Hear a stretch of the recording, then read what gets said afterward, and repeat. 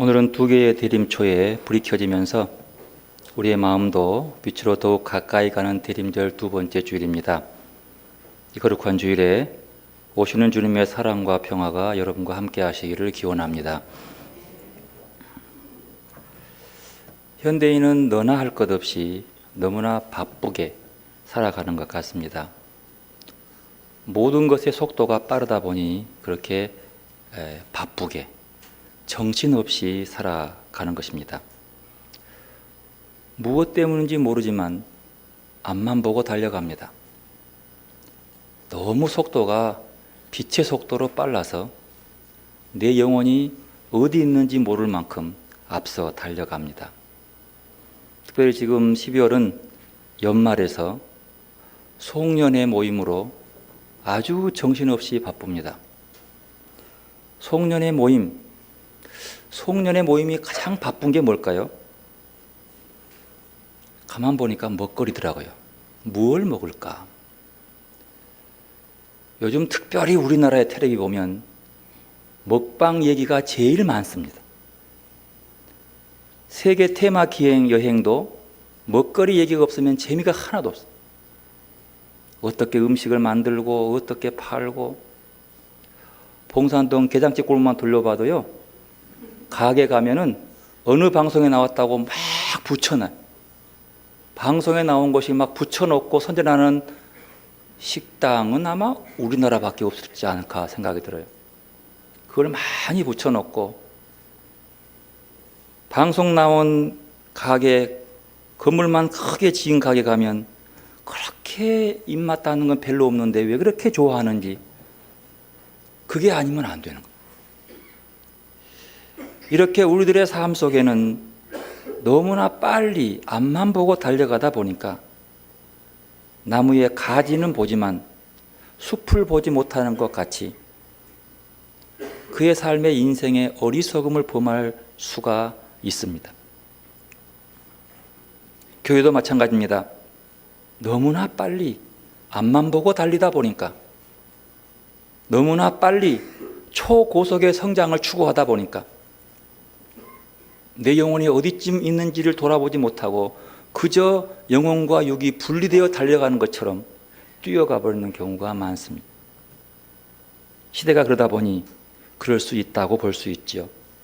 그러나 우리 그리스도인들에게는 적어도 1년에 2번씩 달려가던 길을 멈추고 뒤를 돌아볼 수 있는 기회가 있다는 것, 이게 하나님의 큰 축복인 것 같습니다.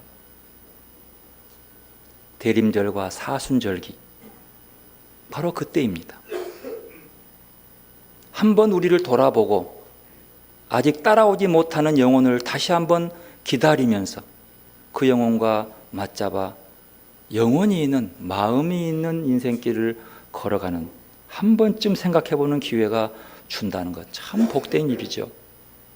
특히 대림절은 연말 연시와 맞물려서 자신을 되돌아보고 새로운 삶으로 나아갈 수 있는 아주 좋은 때가 바로 이때입니다. 한 해를 돌아보고 또 한 해를 시작하면서 혹시 내게 그렇게 중요한 것을 빠뜨려 먹지 않았는지, 별로 중요하지 않는 것을 붙잡고 안절부절하며 뒹굴고 있지는 않는지, 하나님의 뜻은 생각하지도 않고 자신의 생각이 다 옳은 것이냐 생각하며 살아오지 않았는지 돌아보고, 혹여라도 신앙의 본질적인 추구보다도 비본질을 추구하면서 알맹이를 놓쳐버리는 일은 없는지 되돌아보고, 그리고 다시 우리의 삶의 방향과 추구를 하나님의 중심으로 바꿔서 바로 잡아서 그분을 향해 나아갈 수 있는 기회가 대림절기의 중요한 되돌아봄의 절기입니다. 오늘 말씀은 한결같이 기다림을 준비하는 우리의 자세에 대해서 얘기합니다. 특히 누가복음 말씀은 회개의 삶이 주님을 기다리는 굉장히 좋은 준비의 삶이라고 가르칩니다. 회개의 삶은 주님을 맞이하기 위해서 죄스러운 삶을 뉘우치고 하나님의 용서를 바라는 마음으로 사는 삶을 의미합니다. 그러면 이렇게 회개의 삶은 어떻게 이루어지고 어떤 배경을 통해서 이 삶이 필요했는지를 오늘 누가복음의 본문은 우리에게 자세하게 설명해 주고 있습니다. 오늘 누가복음 3장 1절 2절을 보면 등장하는 인물들이 예사롭지 않습니다. 황제가 나오고 총독이 나오고 분봉왕이 나오고 대제사장이 나옵니다. 디베로 황제가 통치한 지 15해. 디베로 황제는 로마의 황제인데 가이사 아우구스도의 양아들입니다. 그래서 그 왕위를 물려받았어요. 황제가 돼요. 그 황제가 자기의 속국인 팔레스티나를 다스리기 위해서 파송한 총독이 본디오 빌라도였습니다. 그 총독이 나옵니다. 이 총독의 큰 틀 앞에서 팔레스틴 땅을 로마는 4곳으로 나누었어요. 4지방으로 나누어서 그 4곳을 다스릴 수 있는 왕이라고는 좀 그렇죠. 하여튼 왕 같은 행세를 하는 영주들을 파송해서 그들을 다스리겠습니다. 그들이 분봉왕이에요. 보면은 분봉왕이라는데, 분봉왕이라는 것은 실은 그 어떤 갈릴리 지역을 다스리게 하는 영주쯤 되는 그런 그러나 그의 행세는 뭐 완전히 독재 같은 왕 같은 행세를 하게 된 거죠. 그 사람들이 등장합니다. 그런데 이 사람들과 합세해서 등장하는 사람이 2명의 대제사장이 들어옵니다. 그들의 이름만 봐도 세상을 호령하고 부러울 것 없는 권력과 호사를 누린 자들입니다. 뭐 이거 감당할 수 없을 만큼 큰 화려함의 장식의 모습이죠. 그런데 왜 하나님께서 왜 누가는 세례 요한의 얘기를 하려다가 이 사람들을 나열했을까 이 말이에요. 그냥 대충 황제 이름만 쓰고 넘어가지 구체적으로 설명했냐는 거죠. 그 이유는 누가복음의 기록이 역사적인 사실임을 증명하기 위해서입니다. 역사적인 증거의 배경하에서 황제의 이름을 들이대고 그 황제가 보내준 유대 총독 빌라도 얘기를 들먹이고 분봉왕을 들먹이고, 그리고 종교적으로는 유대 종교의 최고의 지도자인 대제사장 둘을 넣으면서 이게 이런 시대 속에서 발생한 사건이니까 내가 이게 신화 같은 얘기를 종교로 만들기 위해 쓴 것이 아니라는 것을 증명하기 위한 역사적 증빙 자료의 한 모습인 거죠. 그러면서 이 기록 속에서 아주 중요한 것은 그 역사적 사실이 신화가 아님을 강조하면서 그 강조의 의미를 덧붙여서 그를 따라가는 사람들에게 얘기하고 있는 겁니다. 이게 중요한 의미예요. 그런데 또 하나의 의미를 살펴보면 왜 이거 기록되어 있을까라고 하는 것은 저는 2절을 좀 주목해 봤습니다. 2절에 보면 1절은 그 당시에 최고의 통치자, 모든 세력의 세상적 권력을 다 유지하고 했던 사람들이 나오고, 그 다음에 등장한 사람이 대제사장 둘이 나와요. 이제 그 당시는 특별해요. 원래 대제사장은 1명이거든요. 2명씩이나 나온 것은 뭔가 좀 의미가 있겠죠. 그건 뭐 살펴볼 필요가 없습니다. 여러분 물어볼게요. 대제사장이 추구하는 게 뭐예요? 대제사장을 왜 세우는 거예요? 대제사장은요, 하나님과 그 백성들 중간에 있는 사람이에요. 그리고 하나님의 말씀을 붙잡고 이스라엘 백성들의 죄를 가지고 하나님께 보고하고, 하나님이 그 죄를 용서해 준 것들을 선포하고 그 말을 대신 선포한 사람이에요. 즉 대제사장은 하나님의 자비하심과 하나님의 사랑과 하나님의 용서하심을 선포할 수 있는 사람, 그리고 그들의 모든 종교적인 문제를 가장 마지막에 최종 결정할 수 있는 사람, 그 말이에요. 즉 하나님과의 관계 속에서의 더욱더 그 백성들이 하나님과 올바른 관계를 맺도록 방향을 제시해주고 가르치고 지시하는 자리예요. 그게 최고의 자리인 거죠. 최고는 높은 자리가 아니라 그 백성들을 하나님께 올바로 끌어가는 최고의 높은 자리, 그 말이에요.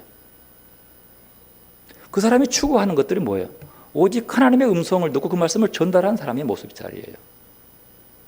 그런데 왜 이 종교적인 최고의 지도자가 세상 권력의 최정점에 있는 사람들과 나란히 왔을까요? 누가는 왜 그를 나란히 기록하냔 말이에요. 분명히 추구하는 방향이 달라요. 분봉왕이나 헤롯 같은, 특별히 빌라도 같은 사람들은 당시에 로마의 황제로 올라가고 싶어하는 그런 욕망이 있었어요. 세상 권력을 탈취하기 위한 욕망이 있었지만 대제사장은 그런 욕망을 가져서는 안 되죠. 어떻게 하면 이 백성을 하나님 앞에 똑바로 세우고 어떻게 하면 하나님만 바라보고 그의 삶이 진실되고 의롭게 살 것인가, 이 고민을 해야 되는 것이죠.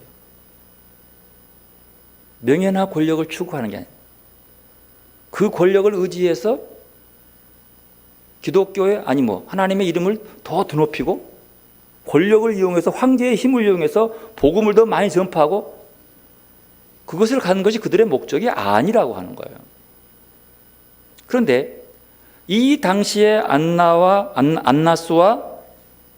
이 가야바는 대제사장으로서 세상적인 권력을 추구하며 그들과 보댔다고 하는 거예요. 세상적 힘과 권력을 함께 불러서 자기의 종교적 힘으로 영향력을 행사할 수 있는 거예요. 대제사장의 명령으로 그 많은 유대인의 종교인들을 함께 모아서 빌라도를 대항할 수도 있고 그 말씀을 순종케 할 수도 있는 거예요. 따라가게 할 수도 있는 거예요.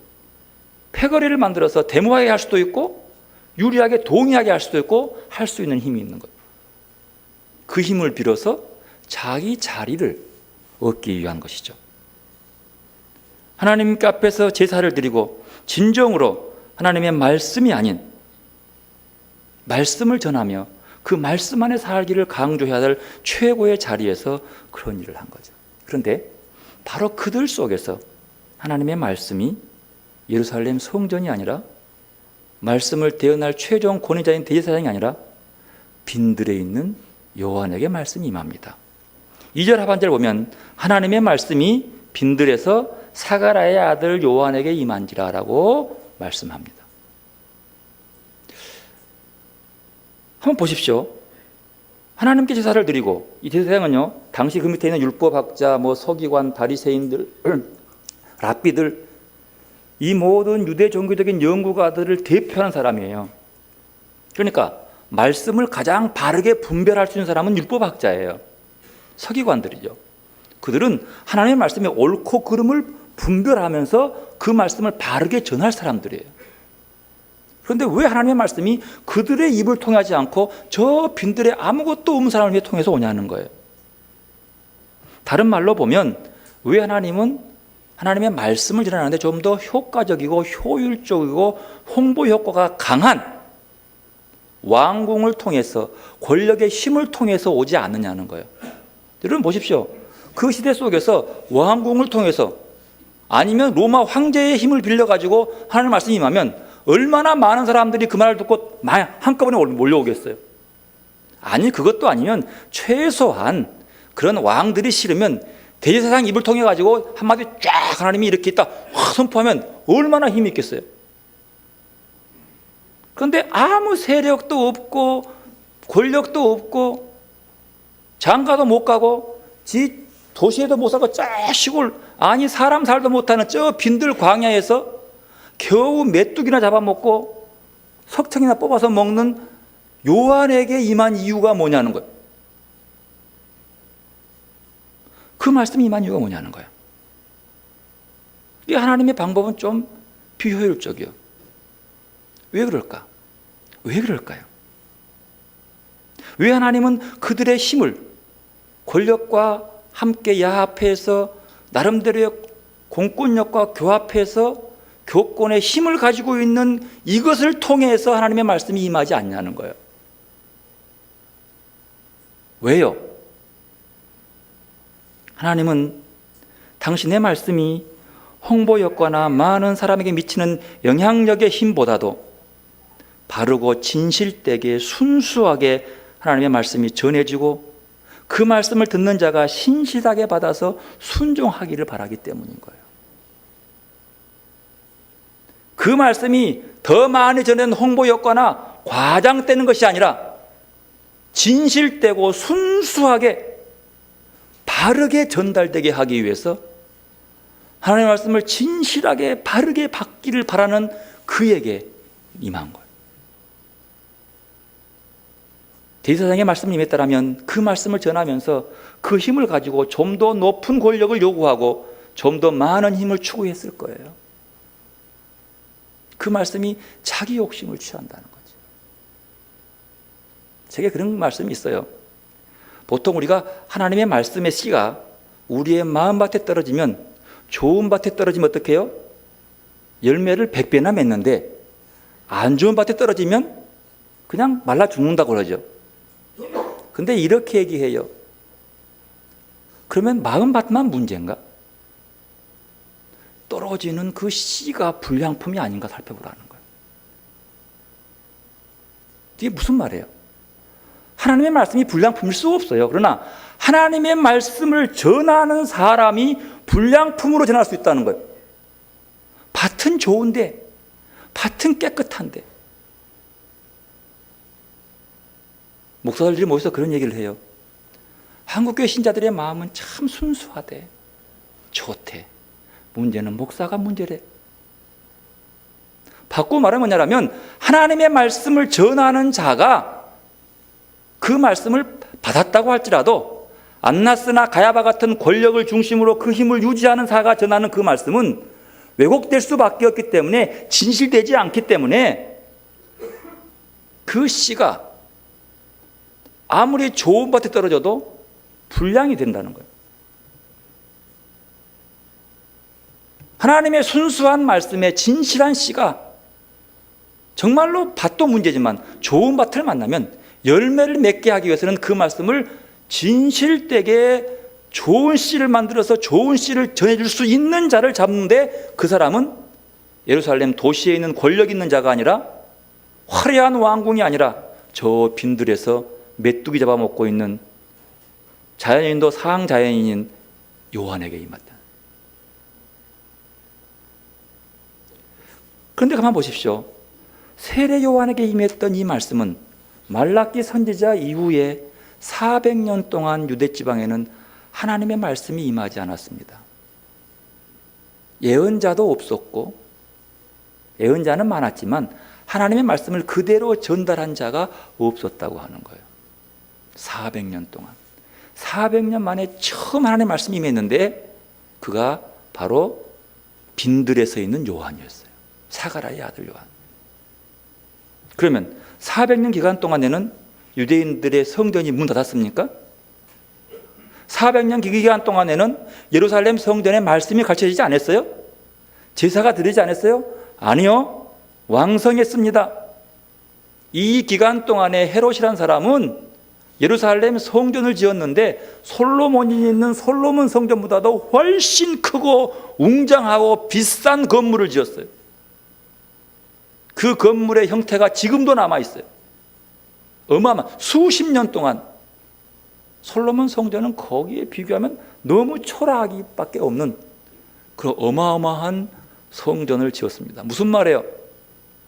그만큼 당시 하나님을 믿는 이스라엘의 종교적 힘이 컸다는 거예요. 제사는요, 화려했겠죠. 그 크고 웅장한 성전 속에 초라한 제물을 바쳤겠습니까? 얼마나 많은 화려함. 오죽하면 그들은 모여가지고 자기가 가져오는 것이 병들기 때문에 그곳에서 양과 염소를 장사하는 사람, 돈 바꾸는 자가 있을 정도였단 말이죠. 그렇게 왕성했어요. 그런 기간 동안에 왜 하나님의 말씀은 임하지 않는 걸까요? 왜 하나님이 그들에게 침묵해 버리는 걸까요? 하나님의 침묵. 그리고 400년 만에 처음, 그 하필이면 별 힘도 없는 저 빈들에 사는 요한에게 말씀이 임합니다.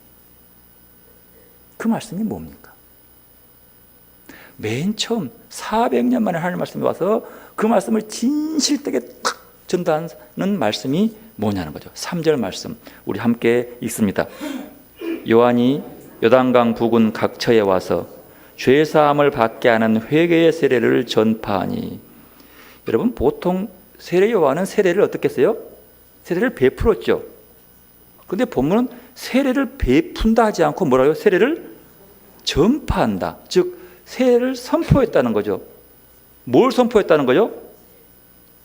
죄사함을 받게 하는 회개의 세례예요. 이게 참 회개의 세례를 선포했다는 거죠. 여러분, 이게 참 중요합니다. 여러분, 그냥 일반적인 우리 세례 받으면 기독교인이 되는 거죠. 자격을 주는 그냥 세례 받은 형태예요. 그런데 요한의 세례는 회개의 세례예요. 그것도 죄사함을 얻게 하는 회개의 세례예요. 의미가 좀 다릅니다. 여러분, 여기서 회개라고 하는 말은요, 죄사함 받게 하는 회개, 이 말은요, 원래 히브리 말에 여러 개의 말이 회개의 의미를 담고 있는데, 그 중에 나함과 슈브라고 하는 두 단어가 보편적인 회개의 의미를 담고 있습니다. 나함이라고 하는 말은 그 근원이 뉘우친다, 슬퍼하다라는 뜻에서 유래된 말이라고 합니다. 나함이라고 하는 것은 이게 뉘우침이 맞죠? 뉘우침이죠. 그게 회개의 모습이에요. 그러나 슈브라고 하는 말은 돌아간다, 돌이킨다라는 뜻이에요. 방향을 튼다는, 돌아간다는 뜻이에요. 이 두 개가 회개의 의미의 중요한 의미예요. 이 두 개를 합쳐보면 이런 뜻이죠. 죄를 뉘우치고 하나님께로 돌아간다. 이것이 뭐예요? 회개라는 거예요. 회개는 죄를 뉘우치고 하나님께 돌아가는 거예요. 여러분, 회개는 내 삶의 방식을 돌아보고 뉘우치고 후회하고 슬퍼하는 것이 회개가 아닙니다. 내 잘못이요 말하는 것이 회개가 아니에요. 물론 그것도 회개예요. 그러나 거기서 끝나면 진정한 회개가 아니에요. 어떤 거죠? 거기서 끝나고 다시 방향을 틀어서 어디로? 하나님께로 바라보는 거예요. 그 길로 나아가는 거예요. 가까이 나아가는 것이 회개라고 하는 거죠. 세상만 바라보며 추구하며 세상 것들을 얻기 위해서 발버둥을 치고 열심히 믿어서 부자 되고 열심히 믿어서 잘 되고 성공하기를 바라는 그 마음 속에서 다시 아이고 이것만 가니까 허무하구나 하고 뉘우치고 돌이켜서 어디로? 하나님께로 가까이 나아가는, 바라보는, 그리고 내게 주어지는 모든 것들은 하나님의 특별한 은혜의 선물로만 바라보는, 선물을 주는 것이 아니라 선물 주신 분께로 나아가는 걸, 이거 회개라고 하는 거예요. 슈브로. 특히 누가복음은 이 죄사함과 회개의 문제를 중심 주제로 삼고 있습니다. 이 회개의 가장 중요한 예가 누가복음 15장에 나오는데 바로 탕자의 비유예요. 우리가 하는 탕자의 비유는 좀 말이 좀 과격한데요. 이것은 아버지께로 돌아오는 아들의 비유, 이렇게 뜻을 말하고 있어요. 여러분, 탕자가 아버지한테 고집 부리고 싸우고 통 아버지의 뜻보다는 자기의 즐거움을 위해서 아버지의 많은 돈을 가지고 해외로 나갑니다. 그리고 재밌게 쓰다가 보니까 너무 재밌어요. 내가 총구석에서 이 뭐냐 이렇게 행복한데 내가 살다가 어느 순간 그만 가져오는 재물이 다 떨어지니까 세상은 믿을 게 못된 것이 없으니까 갈 데가 없어요. 그래서 어디로 가요? 돼지우리로 가요. 돼지우리로 갔다고 하는 것은 그렇게 세상은 자기 가진 거 다 내놓고 나면 그때는 좋아도 없으면 뭐가 돼요? 돼지가 되어버리는 거예요. 결국 그렇게 자기가 좋아하는 것들을 추구하고 달려가서 즐겨왔지만 결국 돼지 같은 신세가 되어가지고 그걸 먹고 있다가 돌아보니까 아이고 그때 아버지 말이 맑았구나. 아버지가 말릴 때 오지 말걸 하고 뭐 했어요? 뉘우쳐요. 뉘우치고 가슴을 치면서 아이고 나 같은 아들이 무슨 아들이 있고, 그래서 그 탕자가 둘째 아들이 나같이 염치 없는 놈이 아버지 얼굴을 뵐 수가 없어라고 돌아가지 않았다면 이건 회개가 아닌 거죠. 물론 이것도 회개예요. 뉘우친 것도. 그러나 그가 진정한 회개의 의미에서 뉘우치고 있다가 내 참 낯두껍지만 그래도 내 아버지니까 라면서 방향을 틀어서 아버지께로 가요. 참 염치 없지만 창피하고 부끄럽지만 뉘우치고 돌아간데 방향을 틀자마자 얼마 안 가서 아버지는 벌써 달려오고 있는 거예요. 쫓아오고 있는 거예요. 기다리고 있는 거예요. 뭐 오기를? 돌아오기를. 우리의 비유죠. 하나님 아버지는 탕자 같은 우리의 인생의 삶 속에서 돌아오기를 기다리고 있는 것이지 뉘우치고 후회하기만을 기다리는 것이 아니에요. 뉘우쳐라, 후회해라, 그래 좋다. 그러나 그것으로만 끝나지 말고 돌아오라는 거예요. 말로만 내 잘못이 하지 말고 방향을 틀어 오라는, 돌아오는 거죠. 성경은 우리에게 주님을 향해 날마다 돌아서라고 말씀하고 있습니다. 모든 일에서, 모든 환경에서 주님만 바라보고 그 뜻만 따라가라고 말씀하고 있습니다. 회개는 한 번만으로 끝나는 것이 아닙니다. 휴부는 순간순간이에요. 내 앞에 메인 중요한 일 가운데 돌아서요. 뭐 특별한 예보다도 이렇게 합시다. 갑자기 내 몸에 암이 들었어요. 그러면 그 사람은 뭔만 신경 써요? 요 암 치료에만 관심이 있는 거예요. 암에 홀라당 빠져버려요. 그리고 아직 안 죽었는데 나는 죽는다라고 포기하면 빨리 죽고, 살아보려고 애를 쓰면 더 산다고 그래요. 어쨌든 거기 있어요. 그런데 그 순간에 주는 말이에요. 거기만 바라보지 말고 방향을 좀 틀어라. 네 암 걸린 거 다 알아. 방향을 또 누구 바라보라고요? 주님 좀 바라보라고. 주님께로. 이게 회개예요. 그 순간, 그 아픈 순간, 그 고통스러운 순간 회개하라는 거죠. 휴부, 돌아서요. 어디로? 주님 바라보고 가까이 가요. 근다고 이 병 낫습니까? 아직 아니요. 그렇게 바라봐요. 이 병을 고친 것보다 더 중요한 것은 주님과 가까워지는 거예요. 마음이 평안해질 수 있어요. 기쁠 수 있어요. 별로 이곳에 신경 안 써요. 그러다 어느 순간 그 병이 나을 수 있어요. 낫는다는 보장보다도 나을 수 있어요. 의사가 치료하는데 훨씬 더 긍정적으로 좋게 치료하면 나을 수 있어요. 병원 다니면서 주사 맞으면서 힘들어하면서도 주님 바라보는 순간순간이 훨씬 더 남보다 빨리 나을 수 있는 조건이 주어지는 거죠. 하나의 예예요. 왜 그게 중요하지 않겠어요? 왜 그 고민이 힘들지 않겠어요? 하지만 어느 순간 속에서도 내가 세상에 가장 자랑스러운 일, 모두가 박수치고 잘했다고 칭찬하고 큰 상 받을 일 속에서도 그곳에 오래 머물지 말고 그 순간, 가장 영광스러운 순간의 방향을 누구한테? 하나님께 틀라는 거죠. 그 회개예요. 돌아서라는 거예요.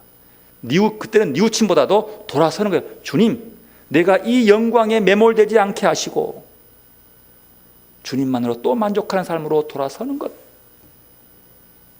인간의 모든 문제 속에서 주님 바라. 이것이 주님을 닮아가는 사람이라고 그래요. 사람은 잘 변하지 않는데요. 잘 안 변한대요. 잘 변하지 않지만, 그러나 우리가 주님께로 돌아가기 시작하면, 주님께로 바라보기 시작하면 우리에게는 새로움이 있는 거예요. 왜? 말씀이 있기 때문이에요. 여러분이 그런 얘기를 하더라고요. 미국인가 어딘가 모르겠는데 하여튼 심장병 환자들에게 의사가 심장병을 수술했던 한 사람에게 이런 거 먹지 말고 이렇게 하라고 그 건강한 법칙을 가르쳐줬어요. 그 사람들이 다 그 말을 듣고 예 하고 따라 하더라는 거예요. 그 몇 년 지난 다음에 조사해 보니까 그 중에 90%가 다 죽어버렸어. 10%만 살아남은 거야. 왜 그런 거 봤더니 이 양반들이 1년 동안은 열심히 따라 하는 거야. 의사 말대로. 근데 1년 뒤에 안 죽거든. 그러니까 다시 옛날로 돌아가 버려. 옛날 획 돌아가가지고 옛날 방식 살다 보니까 다 죽어버려. 근데 그 중에 10명만은 그래도 열심히 의사 말을 지키고 살면서 살아났더래. 근데 하나의 어떤 그 이해라고 내가 읽어봤어요. 그렇구나. 그게 무슨 말이냐. 사람이 그렇게 안 변하더래. 죽는다 그래도, 폐암으로 죽는다 그래도 폐암 환자가 담배 피우고 있어. 수술할 때만 안 피워.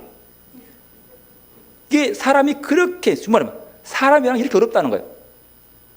근데 주님은 그런 병도 안 주면서 변화라는 거야. 바꾸라는 거야. 방향을 틀라는 거야. 세례요한 당시 팔레스틴에는 여러 가지 형태의 그런 회개의 세례 운동이 있었다고 합니다. 그 이유는 율법과 성전 의례에서 유대의 당국자들이 엄청난 많은 요구를 했기 때문에, 종교적 요구예요. 명령이요. 그래서 그 요구를 수행하지 않으면 모두가 다 죄인으로 취급해 버렸어요. 그리고 하나님으로부터 벌어진 사람. 그래서 그 율법을 지키기 위해서 얼마나 고생했는지 몰라요. 그 시대 속에서 세례는 흐르는 강물에 싹 잠기면서 내 죄를 씻고 새롭게 등장하는 모습으로 등장했다고 하는 거죠. 이것은 제사장이나 율법학자들에 의해서 시작된 것이 아니고 그냥 민중들 안에서 일종의 신앙의 부흥운동으로 일으켰던 운동이라고 합니다. 그래서 자기의 죄의식해서 해방시키는 하나의 의식이었대요. 세례요한도 이 일에 적극적으로 동참한 사람 중에 한 사람이에요. 그러나 세례요한의 세례는 다른 세례운동가들의 세례와 달랐습니다. 요한이 주는 세례는 회개, 즉 삶을 바꾸라고 요구합니다. 삶의 변화를 요구합니다. 세례요한은 삶을 근본적으로 바꾸겠다고 결심한 사람들에게 세례를 베풀었고, 예수님도 제자들을 가르치기 전에 세례요한의 그 세례 운동에 가담했던 것으로 보입니다. 이렇듯 죄사함 받게 하는 회개의 세례는 당시 공간복음과 특히 우리 복음서에 나오는 굉장히 중요한 주제로 다루고 있죠. 그런데 이 회개는 결코 어려운 절차가 아닙니다. 자기 삶을 바꾸겠다는 결심, 하나님이 계시든 계시지 않든 그 안에서 오직 하나님과 함께 한다는 사실, 하나님이 없는 것처럼 보이지만 하나님이 그 속에 있다는 사실을 깨닫고 내 뜻대로 살지 않고 하나님의 뜻대로 살다는 결심, 이걸 회개로 본 것이죠. 요한은 그들의 요구를 들어주면서 세례를 베풀었습니다. 그런데 유대교 지도자들은 모세로부터 받은 신앙을 많이 왜곡시켰습니다. 율법학자들은 율법 준수를 강요한 나머지 사람들의 율법 준수에만 마음을 혼통 빼앗기고 하나님을 잊어버리게 만들어요. 율법 준수만 고민해서 하나님을 잊어버려요. 제사장은 성전에 바칠 제물만 강조하면서 온통 그곳에 마음을 빼앗겨서 하나님을 생각하지 못하게 만들어요. 여러분, 형식이 중요한 것이 아니라 하나님이요. 예배의 태도가 중요한 것이 아니라 하나님을 바라보는 게 중요한 거예요. 우리 마음이 하나님을 향하게 하는 것이 중요한 건데 그들은 그렇게 못하겠어요. 그러면서 율법 준수와 제물의 제사에 대한 충실하지 못한 사람을 죄인으로 판단하고 그 죄에 대한 대가를 벌 주는 존재가 하나님이라고 얘기하는 거예요. 여러분, 이것은 하나님을 왜곡시키는 거예요. 아니, 이 사람들은요, 당시 율법학자들은요, 제사장들은요, 하나님이 자기 뜻대로 변화시키기를 바라는 사람들, 변형시켜 전달시키는 거예요. 잘못된 거죠. C가 변형시켜 전달된 거니까. 누가 변해야 돼요? 하나님 앞에 내가 변해야 되는데 내 뜻대로 하나님을 변형시켜서 전달하고 있는 거예요. 그들이 그랬습니다. 율법 준수와 제사 드림은 하나님이 함께 하시는 자리, 그리고 우리의 삶의 자리에 하나님이 함께 있음을 드러내기 위한 자리인데 그들은 지킴에 관심이 있는 거예요. 율법은 하나님이 우리와 함께 하시기에 그 살아계심에 함께 하심에 필요한 우리 삶의 생활 지침인데도 불구하고 하나님은 없고 지침만 바라보는, 헌금은 우리의 재물을 하나님의 눈으로 바라보는 위한 것인데 헌금에만 관심이 있게 만드는 하나님의 시선이 없는 거예요. 인간은 자기가 얻은 것을 자기 한 사람만으로 것만을 생각하지 아니하고 하나님의 것이라고 바라보는 눈, 이것이 필요한 건데 말이죠. 얻은 것에 은혜로우면 그것을 필요로 하는 사람에게도 은혜로운 것이 되도록 해야 한다고 합니다. 율법학자들이 제사장들이 지키고 바칠 것만 강조하다가 율법과 제사의 참된 뜻을 잊어버리게 했다. 하나님은 사람을 벌하는 존재로 그렇게 만들어버렸다. 여러분, 하나님은 은혜로우신 하나님은요, 우리가 이 땅을 살아가면서 그 은혜를 실천하며 살기를 원합니다. 하나님의 사랑받는 자녀에게 그 사랑을 실천하는 자녀가 되라고 말씀하고 있습니다. 그래야 하나님의 사람이 되는 것이죠. 그러면서 회개로 진정한 변화된 삶을 살아가기 위해서 이사야의 말씀을 인용하면서 이렇게 말합니다. 오늘 누가복음 본문 4절에서 6절 말씀 함께 있습니다. 선지자 이사야의 책에 쓴 바 광야에서 외치는 자의 소리가 있어 이르되 너희는 주의 길을 준비하라. 그의 오실 길을 곧게 하라. 모든 골짜기가 메워지고 모든 산과 작은 산이 낮아지고 굽은 것이 곧아지고 험한 길이 평탄하여 질 것이요 모든 육체가 하나님의 구원하심을 보리라 함과 같으니라. 여러분, 이 말씀이 뭘까요? 뭐가 곧아지고 뭐가 노다져 하는 걸까요? 여러분, 예수님이 어디에 오십니까? 어디로 오세요? 우리의 마음으로 와요. 우리 영혼으로 와요. 주님이 임하는 자리, 그러면 우리 마음을 곧게 하고 평탄케 해야 된다는 것이에요. 오시는 주님을 맞이하기 위해서 깊게 패인 아집의 골짜기를 메워서 말씀이 흐르게 하고 교만과 위선의 산과 언덕을 깎아내려서 겸손해져야 하고 편견으로 굽은 길을 넓혀서 세상을 곧게 바라봐야 한다는 그 자리에 주님이 오는 거예요. 하나님을 빙자하여 의인과 죄인을 갈라놓고 사람을 차별하던 높은 사람들은 낮아져야 하고 그들로부터 무시당하는 낮은 골짜기 곧 죄인들은 하나님의 은혜로우심으로 메워져야 한다는 말씀입니다. 또한 마음과 마음의 골이 깊은 골짜기는 모두 메워지고 교만과 욕심으로 하늘을 찌르는 산과 언덕은 모두 낮아지는 것, 미움과 시기로 이리저리 비뚤어지고 구분대로 굽어지는 곳은 곧아지고 허세로 지친 영혼은 그 거친 길은 평탄하게 되리라고 외칩니다. 그곳에 주님이 임하는 거예요. 내 마음이 굴곡진 곳을 주님이 오시도록 평탄하게 하는 자리.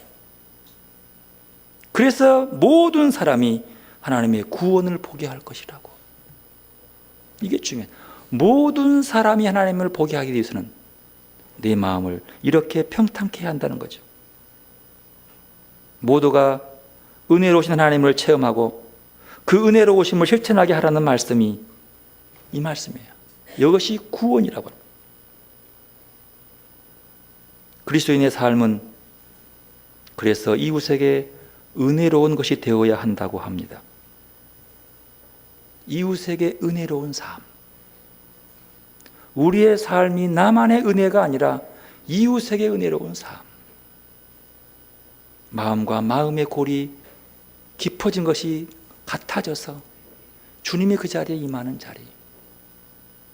우리 교회 안에서 말해요. 먼저 사랑의 나눔이 있는 곳에 하나님이 계십니다.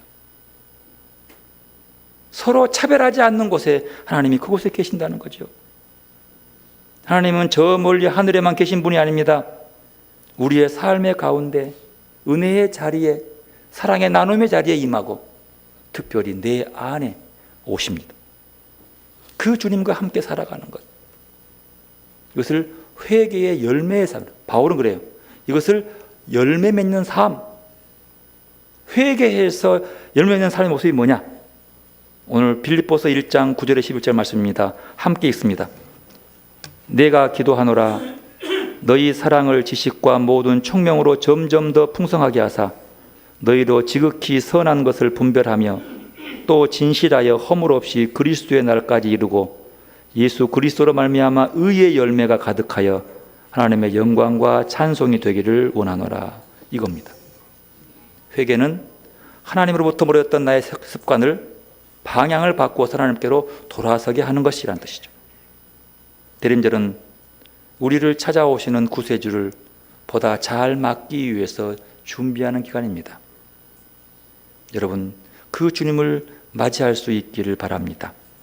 용기를 내서 내 자신의 삶의 변화의 바람을 일으켜 보십시오.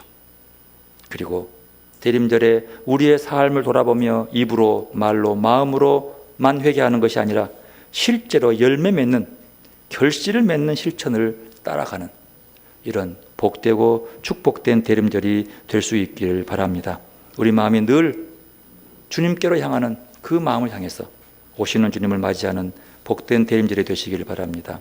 고요히 우리에게 다가오신 주님을 맞이하는 시간입니다. 겸손한 마음으로 주님 바라보면서 내게 오시는 주님의 눈을 바라보는 시간 되시기를 바랍니다. 기도하겠습니다.